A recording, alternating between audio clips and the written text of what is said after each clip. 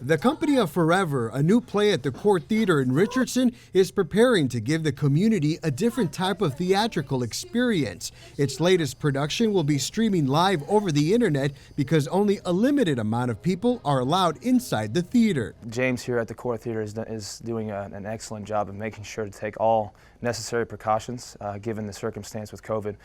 He's got 2 air purifying systems that basically nuke any germs that take place in the theater. That'll be running a couple hours before each show night, also during intermission and after the shows. People who choose to watch the play in person will be encouraged to follow CDC guidelines amid the COVID-19 pandemic.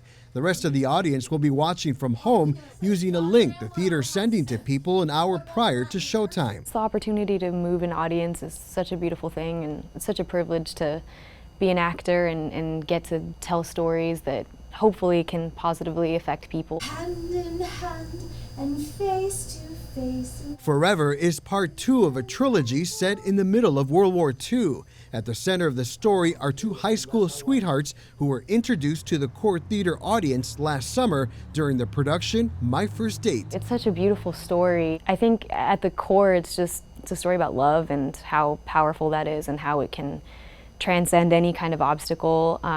So I think that's always needed, but especially right now. Most of the actors have performed on television and film before, but it's the first time they'll get a chance to do local theater with a worldwide audience. Cameras are being set up throughout the theater to give people different angles as they watch from home. In that time period, there was no cell phones, there was no social media. You couldn't pick, like it's writing letters, it's believing in faith and together in unity, and especially in this time that we have with COVID, everything going on, I hope that they're able to take a lesson from that time period of faith and sticking together in unity, and that is where we're going to get through this together.